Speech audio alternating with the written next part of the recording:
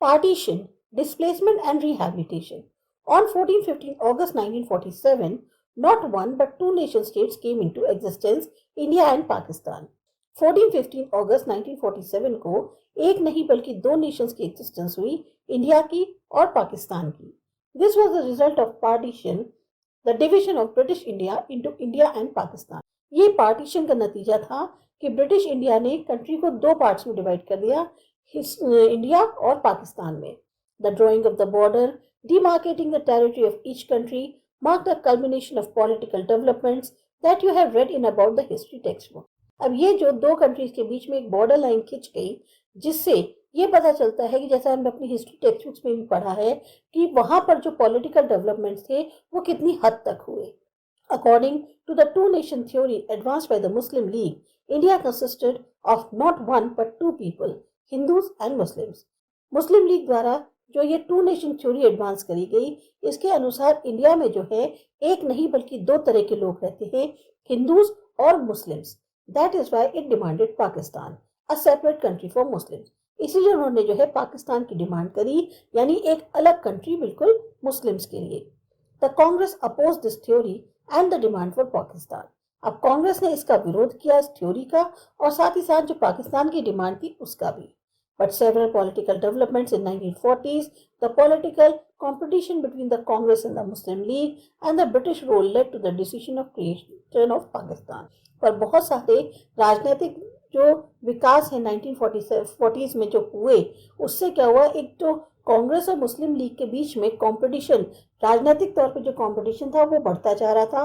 साथ ही साथ जो ब्रिटिश का रोल रहा, उससे क्या हुआ, एक ऐसा डिसीजन लिया गया जिसमें पाकिस्तान का क्रिएशन हो गया. Process of partition. Thus it was decided that what was till then known as India would be divided into two countries, India and Pakistan. तो ये डिसाइड किया कि अब तक जो इंडिया कहा जाता था, अब वो दो कंट्रीज में डिवाइड हो जाएगा, इंडिया और पाकिस्तान में.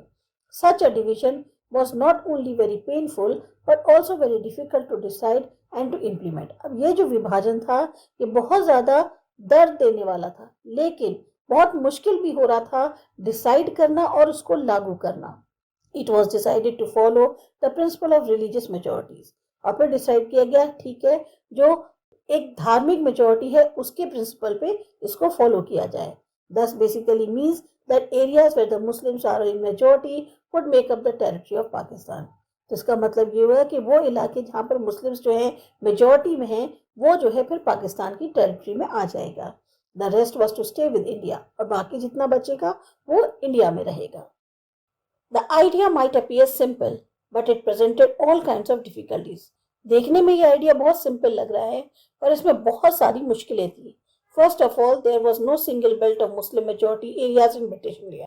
कोई ऐसी सिंगल बेल्ट नहीं थी जहां पर सिर्फ उस इलाके में मुस्लिम मेजोरिटी हो, ब्रिटिश इंडिया के राज्य में. There were two areas of concentration, one in the west and one in the east. जो मुस्लिम इलाके थे वो दो इलाकों में थे, एक थोड़े आपके क्या कहते हैं वेस्ट साइड में, थोड़े ईस्ट साइड में. There was no way these two parts could be joined. और कहीं कोई ऐसा रास्ता नहीं था जिससे इन दोनों पार्ट्स को जोड़ा जा सके. So it was decided that the new country Pakistan will comprise two territories, west and east Pakistan, separated by a long expanse of Indian territory. तो ये डिसाइड किया गया कि ये जो नई कंट्री पाकिस्तान होगी, इसमें दो टेरिटरीज होंगी, वेस्ट और ईस्ट पाकिस्तान. और ये जो है एक बहुत लंबा जो इंडियन टेरिटरी का एक्सपेंस है, इससे अलग करी जाएंगी. Secondly, not all Muslim majority areas wanted to be in Pakistan. अब बहुत सारी मुस्लिम मेजोरिटी एरियाज ऐसे भी थे जो पाकिस्तान नहीं जाना चाहते थे. Khan Abdul Gaffar Khan, the undisputed leader of the northwestern frontier province and the known as the Frontier Gandhi, was staunchly opposed to the two nation theory. Khan Abdul Gaffar Khan जो कि उस टाइम पे नॉर्थ वेस्टर्न फ्रंटियर प्रोविंस के लीडर थे और उनका किसी से कोई झगड़ा भी नहीं था, साथ ही साथ ना उनके किसी का विरोध था, और वो उनको जो है फ्रंटियर गांधी के तौर पे भी जाना जाता था. उनने पूरी तरह से विरोध किया टू नेशन थ्योरी का. Eventually his voice was simply ignored and the north west frontier province was made to merge with Pakistan. लेकिन उनकी आवाज को एक तरह से इग्नोर कर दिया गया और ये जो नॉर्थ वेस्ट फ्रंटियर प्रोविंस थी इसको पाकिस्तान में मर्ज कर दिया गया. The third problem was that two of the Muslim majority provinces of British India, Punjab and Bengal, had very large areas where the non-Muslims were in majority. अब तीसरी समस्या क्या थी कि जो दो मुस्लिम मेजॉरिटी प्रोविंसेस थे ब्रिटिश इंडिया के, पंजाब और बंगाल, वहां पर बहुत बड़े इलाके थे, लेकिन प्रॉब्लम क्या थी, वहां नॉन मुस्लिम्स मेजॉरिटी में थे. Eventually, it was decided that these two provinces would be bifurcated according to the religious majority at the district or even lower level. फिर ये डिसाइड किया गया कि इन दोनों प्रोविंस को बाइफरकेट किया जाए जिस हिसाब से रिलीजियस मेजॉरिटी है डिस्ट्रिक्ट या उससे भी लोअर लेवल पे. This decision could not be made by the midnight of 14-15 अगस्त. और ये डिसीजन 14-15 अगस्त की रात में, तो आधी रात में नहीं लिया जा सकता था. It mean that a large number of people did not know on the day of independence whether they were in India or in Pakistan. तो बहुत बड़ी संख्या में जो लोग थे उनको ये नहीं पता था इंडिपेंडेंस के दिन कि वो इंडिया में है या पाकिस्तान में. The partition of these two provinces caused the deepest trauma of partition. और ये जो पार्टीशन हुआ इन दोनों प्रोविंस का, सबसे बड़ा गहरा जो एक सदमा होता है पार्टीशन का, वो इन लोगों को लगा. This was related to the fourth and the most intractable of all the problems of partition. ये जो चौथी और जो सबसे ज्यादा असभ्य कहना चाहिए प्रॉब्लम थी पार्टीशन की, उससे रिलेटेड था. This was the problem of minorities on both side of the border. ये माइनॉरिटीज से रिलेटेड प्रॉब्लम थी जो बॉर्डर के दोनों साइड थी. Lakhs of Hindus and Sikhs in the areas that were now in Pakistan and an equally large number of Muslims on the Indian side of Punjab and Bengal found themselves trapped. लाखों की संख्या में हिंदू और सिख उन इलाकों में थे जो अब पाकिस्तान में हैं, और उतनी ही संख्या में मुस्लिम्स थे जो कि इंडियन साइड में थे, पंजाब और बंगाल की. और वही लोग एक तरह से ट्रैप में फंस गए. And to some extent Delhi and surrounding areas में थे. They were to discover that they were undesirable aliens in their own home, in the land where they and their ancestors had lived for centuries. अब उनको ये लगा कि वो उनका जो घर है वो उस जगह पे है जहां उनकी जरूरत नहीं है. उनकी जो जमीन थी जहां पर आज तक उनके पुरखे कितनी सदियों से रहते चले आ रहे थे, वो जमीन आज उनके लिए बिल्कुल ऐसी हो गई कि जैसे ये एक तरह से नई कंट्री में आ गए हैं और नई कंट्री में इन लोगों की जरूरत नहीं है. As soon as it became clear that the country was going to be partitioned, the minorities on both sides become easy targets of attack. और जब ये बात साफ हो गई कंट्री के दो हिस्से हो रहे हैं, तो जो माइनॉरिटीज थी दोनों साइड्स में, वो सबसे पहले जो है टारगेट बनी इस अटैक का. No one had quite anticipated the scale of this problem. किसी को अंदाजा नहीं था कि इस प्रॉब्लम कितनी बड़ी हो सकती है. No one had any plans for handling this. ना किसी के पास कोई प्लान था इसको हैंडल करने का. Initially, the people and political leaders keep hoping that this problem was temporary and would be controlled soon. अब एक तरफ से लोग या पॉलिटिकल लीडर्स जो हैं इसी उम्मीद पर थे कि ये जो हिंसा है वो कुछ ही समय के लिए है और बहुत जल्द कंट्रोल में आ जाएगी. But very soon the violence went out of control. और बहुत ही जल्द ये क्या हुआ, हिंसा कंट्रोल से बाहर हो गई. The minorities on both sides of the borders were left with no option except to leave their homes, often at few hours notice. Minorities जो दोनों साइड पे थी बॉर्डर के, अब उनके पास कोई ऑप्शन नहीं बचा है सिवाय इसके कि अपने घरों को छोड़ दें, और उनके पास कुछ ही घंटों का जैसे नोटिस दिया गया है कि आपको अपना घर छोड़ना है. Consequences of partition. The year 1947 was the year of one of the largest, most abrupt, unplanned and tragic transfer of population that human history has known. जो 1947 का साल था वो ऐसा साल था जिसमें सबसे ज्यादा जो है अनप्लान तरीके से पॉपुलेशन का ट्रांसफर हुआ है. ये अपने मानव इतिहास में आज तक कभी ऐसा नहीं हुआ होगा. There were killings and atrocities on both sides of the border. हर तरफ जो है खून खराबा हो रहा था, मारा जा रहा था लोगों को बॉर्डर के दोनों side. In the name of religion, people of one community ruthlessly killed and maimed people of other community. धर्म के नाम पर लोग एक समुदाय के दूसरे समुदाय को बेदर्दी से मार रहे थे. Cities like Lahore, Amritsar and Kolkata became divided into communal zones. अब ये जो शहर थे लाहौर, अमृतसर, कोलकाता, ये क्या है, एक तरह से सामुदायिक जोन जो होते हैं कि एक पर्टिकुलर कम्युनिटी से रिलेटेड है, उसमें बट गए. Muslims would avoid going into an area where mainly Hindus or Sikhs lived. Similarly, the Hindus and the Sikhs stayed away from the areas of Muslim predominance. अब Muslims कोशिश कर रहे थे उन इलाकों में ना जाएं जहां मेनली सिख और हिंदू रहते हैं. उसी तरीके से हिंदू और सिख कोशिश कर रहे थे कि जहां पर मुस्लिम डोमिनेट इलाके हैं उन इलाकों से दूर रहें. Forced to abandon their homes and move across borders, people went through immense sufferings. अब जबरदस्ती अपने घरों को छोड़ने को मजबूर किया जा रहा था, बॉर्डर क्रॉस करने को बोला जा रहा था, लोगों को बहुत ज्यादा तकलीफ उठानी पड़ी. Minorities on both sides of the border fled their home and often secured temporary shelter in refugee camps. जो minorities थी दोनों साइड में बॉर्डर के, उनको अपना घर छोड़ना पड़ा और यहाँ तक कि एक तरह से शरणार्थी के तौर पे ना रिफ्यूजी कैंप्स में भी रहना पड़ा. They often found unhelpful local administration and police in what was still recently their own country.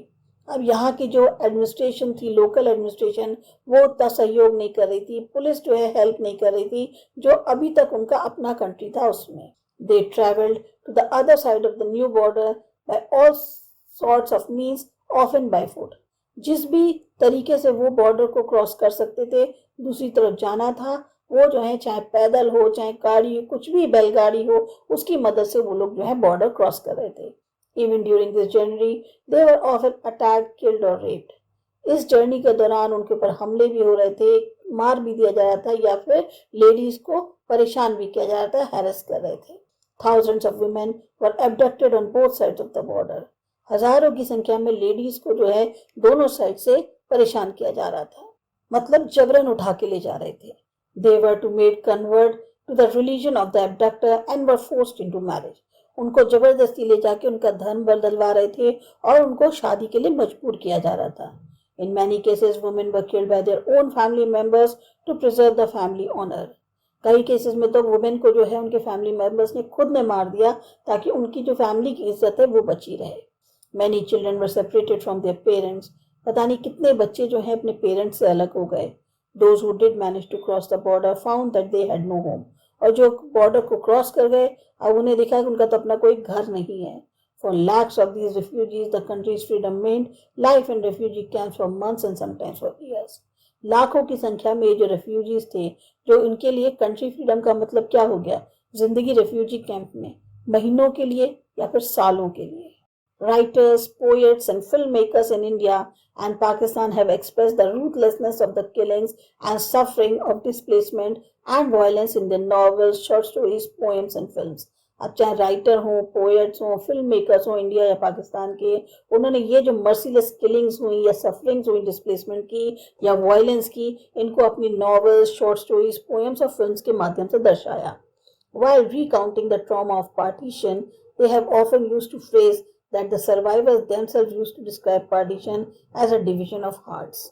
अगर जो ट्रॉमा का, एक पार्टीशन का ट्रॉमा था, जैसे कहते हैं सदमा जो था पार्टीशन का, उसको जो है जो उसमें बच गए लोग, उन्होंने खुद जो पार्टीशन का वर्ड डिस्क्राइब किया वो ये था कि जैसे ये एक दिल को अलग कर देना है, कि मतलब आप दिल के टुकड़े कर रहे हो. The partition was not merely a division of properties, liabilities and assets or a political division of the country and the administrative apparatus. ये पार्टीशन खाली एक डिवीजन प्रॉपर्टीज का नहीं था, लाइबिलिटीज का भी था, एसेट्स का भी था, पॉलिटिकल डिवीजन था कंट्री का, या जो एडमिनिस्ट्रेटिव तरीका था उसका भी डिवीजन था. What also got divided were the financial assets and the things like tables, chairs, typewriters, paper clips, books and all musical instruments of the policeman. सब कुछ डिवाइड हो गया. फाइनेंशियल एसेट्स, जो टेबल, चेयर्स, टाइपराइटर्स थे, paper clips, books, musical instruments policeman के, सब divide हो गए. The employees of the government and the railways were also divided. यहाँ तक कि गवर्नमेंट के एम्प्लॉयज या रेलवे के जो एम्प्लॉयज थे वो तक डिवाइड हो गए. Above all, it was a violent separation of communities who had hitherto lived together as neighbors.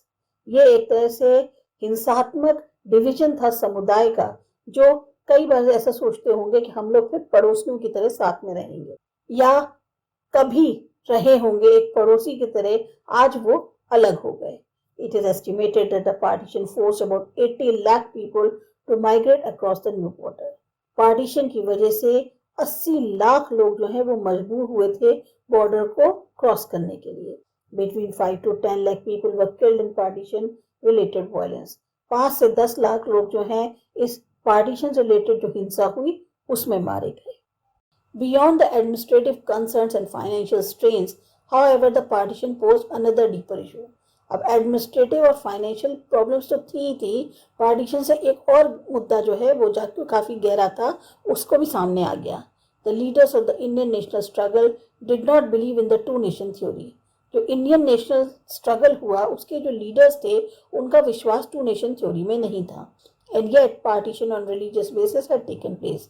पर तब भी धर्म के आधार पर पार्टीशन हो गया था. Did that make India a Hindu nation automatically? इससे क्या हो गया? इंडिया जो एक हिंदू नेशन बन गया. Even after large-scale migration of Muslims to the newly created Pakistan, the Muslim population in India accounted for 12% of the total population in 1951. अब कहने को बहुत बड़ी संख्या में मुस्लिम्स जो हैं वो नए जो कंट्री क्रिएट हुआ पाकिस्तान उसमें माइग्रेट हो गए थे, तो भी मुस्लिम पॉपुलेशन जो इंडिया में बची थी, जो टोटल पॉपुलेशन थी 1951 की, उसके अनुसार अभी भी 12% थी. So how would the government of India treat its Muslim citizens and other religious minorities? अब जो गवर्नमेंट है इंडिया की वो कैसे ट्रीट करेगी मुस्लिम सिटीजन्स को या और जो रिलीजियस माइनॉरिटीज थी जैसे Sikh, Christian, Jain, Buddhist, Parsis और ज्यूज को. The partition had already created severe conflict between the two communities. इस विभाजन की वजह से ऑलरेडी बहुत ज़्यादा मतभेद हो गए थे दो समुदायों के बीच में. There were competing political interest behind these conflicts. अब एक राजनीतिक हित जो होता है ना वो था इनके पीछे, जो क्या कहते हैं मुद्दे उछल रहे थे. The Muslim league was form to protect the interest of the Muslims in colonial India. Muslim league किस लिए बनाई गई? ताकि मुस्लिम्स के हित की रक्षा कर दिया सके इस कॉलोनियल इंडिया में. It was in the four front of the demand for the separate Muslim nation. और सबसे प्रमुख जो डिमांड रखी गई थी वो थी कि एक मुस्लिम नेशन को सेपरेट कर दिया जाए. Similarly, there were organizations which were trying to organize the Hindus in order to turn India into a Hindu nation. इसी तरह से कुछ ऑर्गेनाइजेशन ऐसी भी थी जो कोशिश कर रही थी कि वो हिंदूज को जो है ऑर्गेनाइज कर सके इस तरीके से कि इंडिया जो है वो एक हिंदू राष्ट्र बन जाए. But most leaders of the national movement believe that India must treat persons of all religions equally and that India should not be a country that gives superior status to adherents of one faith and inferior to those who practice another religion. पर ज़्यादातर जो leaders थे national movement का उनका ये मानना था कि इंडिया को जो है जितने भी धर्म के लोग हैं उनके साथ एक जैसा बर्ताव करना चाहिए. साथ ही साथ इंडिया ऐसी कंट्री ना हो जिसमें एक फेथ को मानने वाले लोगों को ज़्यादा सुपीरियरिटी दी जाए और जो दूसरे रिलीजन्स को प्रैक्टिस करते हैं उनको कम इम्पोर्टेंस दी जाए. All citizens would be equal irrespective of their religious affiliation. हर नागरिक जो है उसका बराबर का एक सम्मान होना चाहिए भले ही वो किसी भी रिलीजन को फॉलो करता हो. Being religious or a believer could not be a test of citizenship. नागरिकता जो है इस आधार पर नहीं होनी चाहिए कि वो रिलीजियस है या बिलीवर है किसी भी धर्म का. They cherished therefore the ideal of a secular nation. This ideal was enshrined in the Indian Constitution.